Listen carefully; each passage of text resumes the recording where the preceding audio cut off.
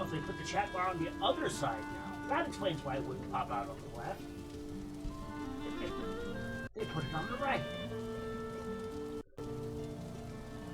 Is this a Twitchy thing? This is a Twitchy thing, yes. So, yay! It is the live. I have been struggling for ages on how I can try and capture my stupid ultra-wide monitor. I got it as a gift from a family member. And so when they offer you an ultra-wide monitor for free, you're just like, yes. Sure, definitely, yes. I would love it. It's one of those fancy curved dealios. Yeah, gosh. The danger is that there's a lot of downsides that people don't necessarily talk about, like finding the desk space. Because they end up rather deep at that point when they curve. And things like, well, a lot of applications really don't like being that wide. No. Even if they claim to have support, it doesn't really work that way. Like, for barotrauma, for the submarine stuff, it's fucking great. I can see for miles. To the left and to the right. Up and down, not so much. Yeah. But yeah, it's definitely a thing. Yeah, at the moment I have I don't know how to describe it, like a 3x4 HP monitor from like 6 years ago probably, and a fucking 40-inch Samsung TV as my viewing options. Not bad. No, it could be worse. It could certainly be worse. But yeah, there's a middle ground here that I think I would prefer, but for now, it's working. So yeah. I've got a loading ring of infinity, so what's going on? You should be able to join off of me. The password is let me in. If there's anyone out there who wants to join us, you're more than welcome to hop in, although considering the 0 viewers, I don't think we'll get anybody for a while. There were a couple of other people... Huh? Valheim is not responding. I worry I have pushed the port of the computer. Although it's funny that it says that, even though the Weapon X boot is just sitting, waiting. It's like it's done all its things. I think. Oh no, there we go. Okay. I guess it just really had to have a think, because now it's sorted its shit. Yeah, sometimes the loading can take a while. Yeah, that's fair. Loading taking a while, especially with mods, is something that I have far too much familiarity with. I probably have told this story as well. In the Wayback times, when Space Engineers was like the big and only content that Jack made, he had made a general community call of what's the most blah blah blah blah like Star Wars custom builds that you can do. This was when he was constantly praising perfectly pieced builds. And I thought to myself, well, I have a lot of time, being at the time, like in high school. I'll try and do that. And through my poor little shitty computer at the time, managed to lug something like 87 odds, which at the time was what felt like a lot. But it would literally take a half an hour for that mod file to open. And by the end of it, once I'd finished the build, which is basically like a lap gunship, I pared down the mod list to be only what was needed for the build. And it ended up being like 3 minutes. Really not that bad. However, can you see where I'm going here? There's a 30-minute and a 3-minute option. Yep. In my one moment of oh, send the link and you might see it. Don't I grab the wrong link? It takes like 30 minutes to load up, yeah. Yeah, I send in the link to the one that takes 30 minutes to load up instead of the 3-minute one, and on stream he tries to open it and it's just like, yeah, sorry bro, it's not working. And it just never got a second chance at it. It's like sadness in my heart that I failed in a moment of truth. Yeah, it happens. But for weeks I was dealing with that half-hour load personally in order to actually work on the damn thing. So yeah, it's a thing. Anyway, rant over. Don't feel bad. I mean, it's life. No. So for video, for the people that come later, this is a modded world that we have started called Ravensloft. The password is let me in for now. We will see if that has to change later. But yes, this is intended to be accessible for a few people. One of them is Zypher, the other is Torch, and there are a couple of others that have expressed a possible desire at joining us in modded Valheim goodness. For total clarity, this is kind of intended as the I'm waiting for people to be available to do the barotrauma at some point in the near future. And so this is the thing that I am planning to play until there are enough people to do the barotrauma thing. Which looks like it's probably not happening tonight, since most of the people I have contacted about the possibility of doing a barotrauma thing at some point tonight have been negative or non-responsive. So it will probably be a Valheim night of I can play this with as few or as many people happen to show up.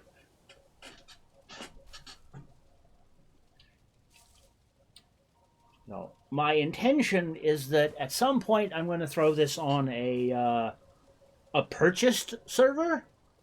That way I don't have to host it all the time, and it will just be up. Because there are a number of mods that are useful for the things, like the one I'm using right now, called Create a Guild. You do not have a guild yet. You can either join an existing one or create your own. I'm going to choose Create.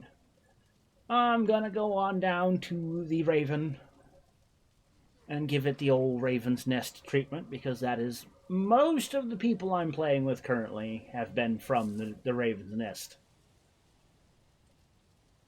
Out of current requirements.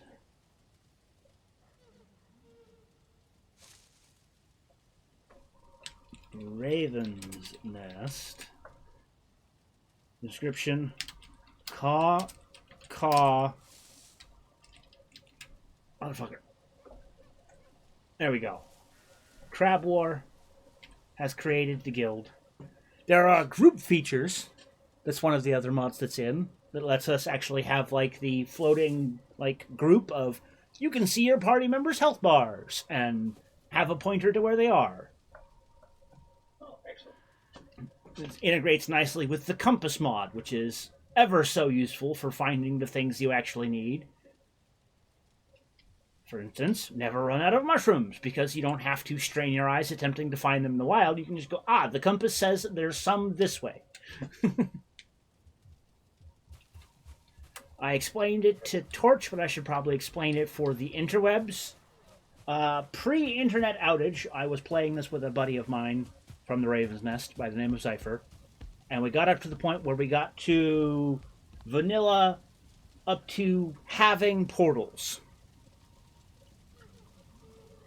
And so I have migrated a good chunk of the resources from that world to this one. The implication being that we have taken the portal to a new world filled with more magic and all of the mods. Because it is just so much easier to make a new world rather than try to upgrade an old one. So we have a little bit of material. We've got some bronze, we've got some tin, we've got some food, some materials. that we have brought over. Some, but this is should be more than enough to get us to go rampaging to the north here and kill Eikthyr and catch up with progress quite quickly, because that was literally the last thing we had done, was go kill Eikthyr and actually get the pick so that we could start mining actual resources and things. Which, as a quiet side note, is this gather resources in the pain and suffering way, or in the maybe slightly more generous way? Modifier for resources is ×3. Okay. Well, never mind then. So this is intended to be the combat is challenging, but it's supposed to be chill. Okay, good. The game that I was doing personally, I only set it to 1.5, and I was like, oh wow, I'm getting a surprisingly large amount of resources from stuff. So 3, yay! I don't have to sit and stare at a stone for half an hour and already get enough to make a brick. Yeah. But yeah, also that has meant that the build we're looking at here is a barn with some torches and a fire pit and some things. As happens. Yeah. So for those of you interested in what seed we're using, we did something rather puerile and chose the seed Odin's Balls. Yes, we did. It was hilarious and it's worth it. Yeah, it's quite fun. I actually haven't explored this seed much, so I really don't know actually much about it, other than it's funny. I thought it would be fun and cool, and it did turn out that we've spawned right next to one of the modded boss spawns. Oh, interesting. Yeah. He is supposed to be a post-Eikthyr, but pre-Elder boss.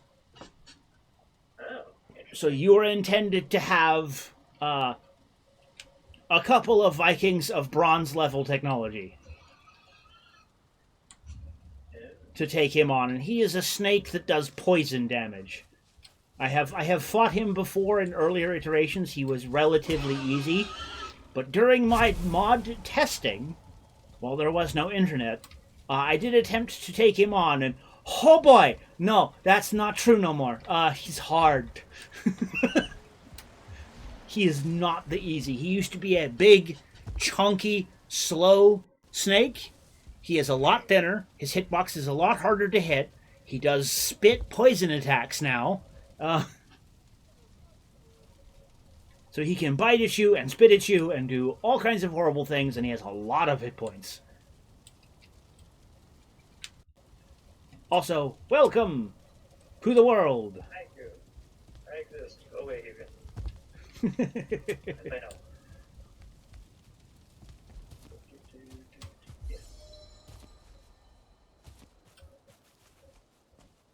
Yes, I have a torch. Very nice. Oh, look, Torch has a torch. Oh, oh, oh, oh. I'll throw myself out.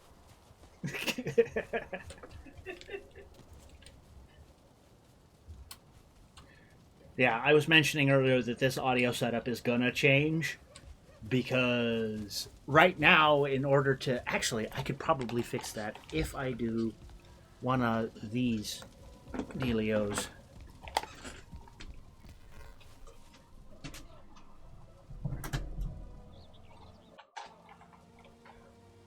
Can you say something real quick? Hey! Okay, so I can hear you. Yay!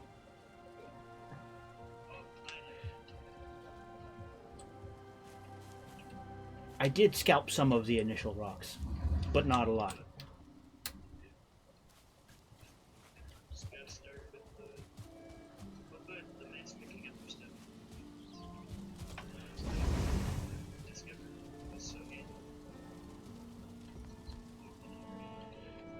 Yeah, Shift E to pick up everything around you.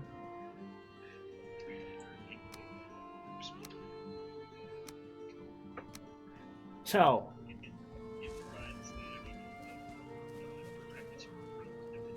oof, ads. Okay, let's move the launcher over there so we don't have to look at the ads. Alright, so to go down the list of the things in the wizard pack, plant easily. Plant everything. This goes here, spawn that. Amnesia. So every time the day starts, you get told what day it is. The official Epinep's configuration manager. Recycle and reclaim, so if you push the wrong button and end up making 2 of something, you can go, no, give me that back. I need those.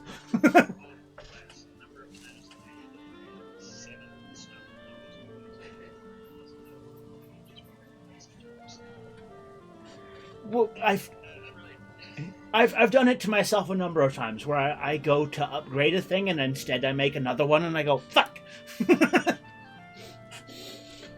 We have Azu's crafty boxes because it's just fucking so useful. That does a number of things. We have Spice of Life, set in ultra forgiving mode, in that you have to eat things 10 times in a row in order for them to stop. Well, not stop, but start having diminishing returns. So we've got a lot of wiggle room in the food we have, and we've got a lot of different foods available. So we should have Spice of Life. Does take effect, but only after a good long while. First person mode. You can zoom all the way in and just actually get a view of what you're looking at, which is ever so handy. Let's pop back over to that and do the thing again. And so, yeah, first person. We have ore mines. We have respawning dungeons that have ores in. So, the major ore of each biome is in the next biome. So, for instance, flint mines are in, I think it's the meadows, or is it the I think it's the calm forest that the flint mines are in, and then you get the because the each tier of biome, the next biome after it has that resource in a mine, which just makes finding those resources a lot easier. You should find a mine and go dig up a bunch of it. There's the Wisdom mod, which I have been told is absolutely necessary for making late game tolerable, or at least more so, because it makes your E tier, the magic resource of your Viking here, the more you use magic, it turns it into a skill. Where the more you use it, the faster you get regeneration in your magic skill and all of that. We have the Codfather's Legacy, which somewhere in the world there will be an NPC trader in a meadows biome on the ocean that will sell a bunch of fishing-related things. There's trophy buffs. As soon as we get fine wood and start hanging trophies up, we can get a big set of buffs related to resting underneath trophies of specific kinds. So the better decorated our eventual Viking Grand Hall, the better. Well, we have regen while sitting.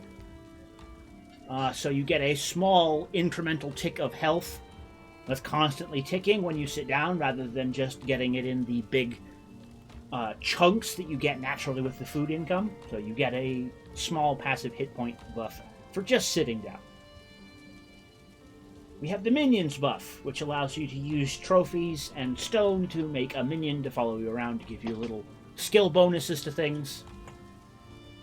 There's the Hunting skill, which gives you the ability to get better at hunting things, thus getting you more skills.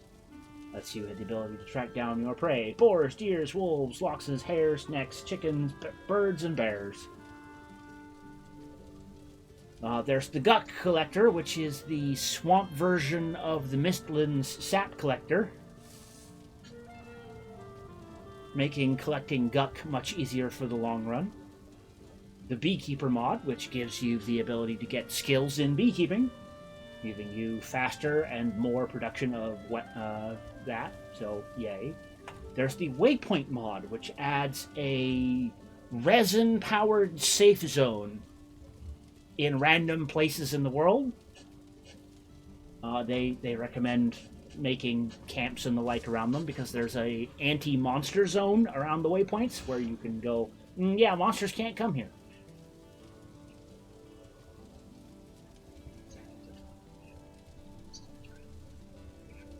Yeah. Especially in the later biomes where really aggressive things can just go, nah, I'm gonna wreck your stuff.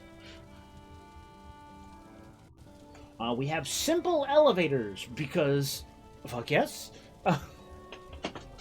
Multi-storied structures having an elevator is awesome because that solves a lot of transit problems for making taller structures.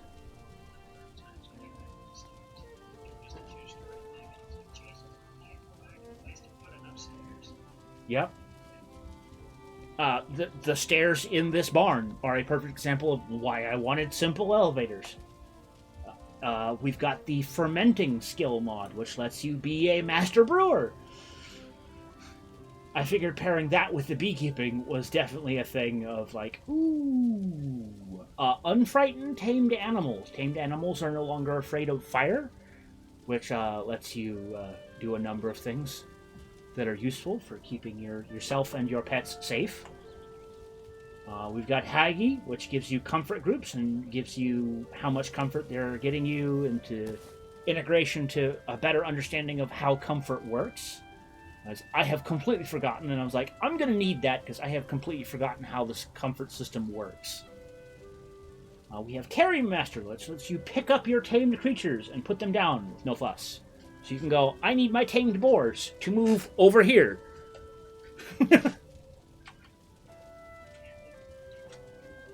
We have better networking, increasing Valheim's tolerance for slightly leggier connections.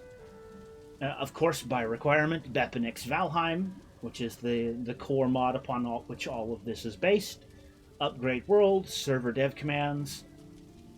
I figured I'd include those from the start just in case things go wonky or something needs to change or something needs to be added later. If 100 hours into this somebody goes, hey, I really want this, can you add it please?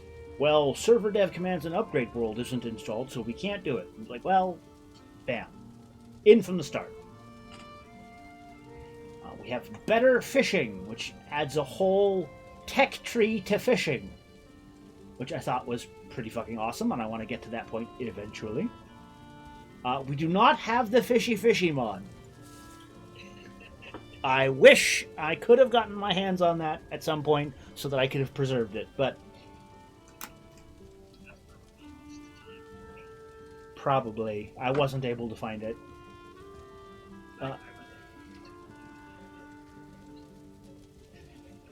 The fishy, and here comes the fish.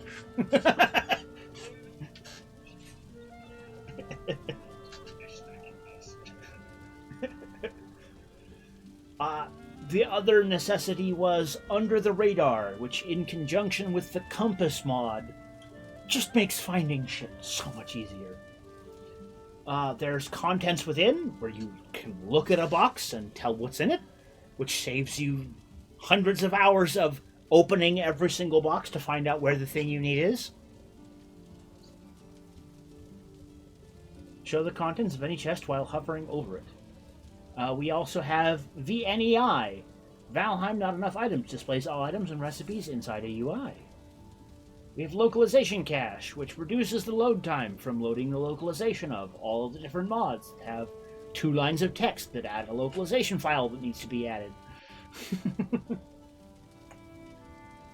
Odin Training Places.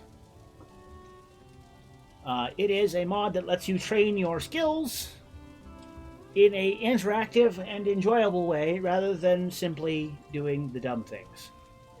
Because where is it? It's in here somewhere. Yes, here it is. You have the swimming pool, the flint training rocks, the wooden pole, the archery target, the running track. The tools by which you can go, I need to raise my skill and I don't want to spend 40 hours running around finding the thing to do the thing with. So that's a handy thing. We have Odin horses. You can attach to a cart and you can breed it, add armor, all kinds of fun things with horses.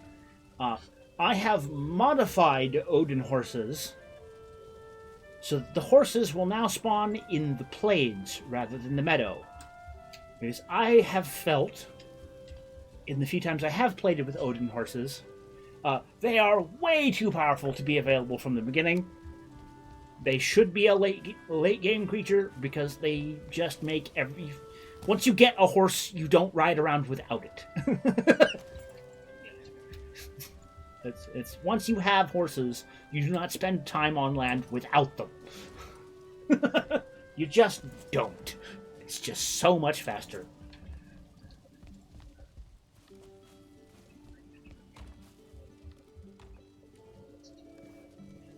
There's a few more, yeah.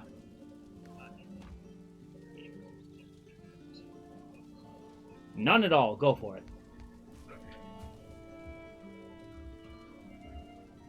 And in addition to Odin Horse, we have Niflheim and its corresponding dependency, Bestiary, which is a deep north expansion mod that adds a bunch of northern assets and adventure things that I'm looking forward to finding out what actually do. I have deliberately not looked into Niflheim and Bestiary very much because I want to be surprised. There is the Weatherman mod that simply tells you what kind of weather it is with a status effect. So that you can look at the weather and go, that's misty weather. How much longer is it going to last? Oh yeah, there's a countdown. The clear weather is going to last for another 3 minutes until there's a chance for it to cycle to something else. The Viking equivalent of looking at the clouds and going, yes, those are coming soon. Or surely the weather will change soon. We have advanced terrain modifiers, which allows the OCD of the community and various people to modify the terrain to their heart's content with actual numbers. So that if we do get one of those people that is like, no, it must be perfect, they're allowed to do their thing. They can get their numbers. Of course, compass mod, because fucking A, it's so goddamn useful. Traders Extended, a bunch of... Yep, all the useful things. Traders buy specific and sell items. Store UI with sell list, filter, repair button, gamepad support. Traders use coins, markups, and discounts. Da-da-da. There's protective wards. You can configure all kinds of wonderful interactions with wards. The jewel crafting, which you've probably been able to tell exists by the giant jewels everywhere. Which the slotting system, I think, that comes from the use of those is quite handy. Very useful. Such wow. Much item. The ranching mod, because breeding animals can really, really suck in this game, and I thought there should be some kind of reward. The backpacks. Yep. Backpacks unlock with bronze nails. And the Explorer backpack has initially 2 slots and reduces the weight of items inside by 50%. Yay. So, yep. We've already showed off the guilds mod, which lets you make a guild. We've got the groups mod, which we'll be using in a hot minute. It has specific commands. We've got the warfare mod. Fills the weapons and shield gaps in Valheim with many, many new weapons and extra uniques. So, there is a flint and a bronze and a black metal version of just about every weapon. Instead of these odd and concerning gaps in various types of weaponry, we're like, you've got a flint axe, but not a flint sword. Why? And yeah, and other various holes and gaps are covered by that. There is the wizardry mod, which I look forward to dipping my toes into at some point. It's going to be awesome. There's the warfare fire and ice mod, which is the companion add-on to warfare, which adds a bunch of stuff in the frozen north that is worth looking into. There's the monstrum mod, which is I believe the support mod for fire and ice and warfare, which includes the monsters. And there's the monstrum deep north, which adds a whole bunch of stuff for that fire and ice mod. the Armory mod, which is, as it says, mostly armors, a big armor forge, and a bunch of cool stuff to add. We have some support mods, the Hook Gen Patcher, which allows the mods to poke Valheim and be like, hey, let me do the thing. There's Jotun, which is the Jotun. It's the library mod that a lot of the mods use. We have more world traders, so there are more than just the 3 new traders to find in the world. There are a bunch of other traders scattered about the world to find. So, if I remember correctly, there's the first dwarf that was in the first time I played. There was the second dwarf that got added in the Hearth and Home update. And then the recent one is the Bog Witch. But there are now, thanks to that mod, also 7 more to find out there in the world. Well, technically 8, because the Codfather is his own NPC trader that is also somewhere on the edge of the meadows and coastal biome. But anyway. But the most important, I believe, that will make people the happy is prevent permadeath for tamed animals. Your doggos can now follow you into combat and they will not die. That is a must because I absolutely grieved the death of my doggo the first time I took it anywhere. It got stuck in a rock and killed, and it made me very sad. And I'm like, why did I bother taming him? He just died horrifically like 20 minutes later. Why did I let myself get so attached to a doggo and then they just die? They just die by getting stuck in a rock. It was traumatic. So I determined that I would praise Odin until he gave me the ability to grant the dogs immortality, and thus I did. No more dead doggos. But that also means that we can be a little less gamey with the tames, because the big advice for mid to late game is that you can tame chickens, but you need to keep them in a barn, otherwise the bats will eat them. And I was like, what bats? Apparently one of the new possible raids that spawn in the late game is bats. Aerial enemies, along with drakes. The drakes of the... That's a... What do you mean drakes can spawn in raids now? What? But it's apparently one of the post-Modor raids is you can get the ice drakes. I was like, oh, that's terrifying.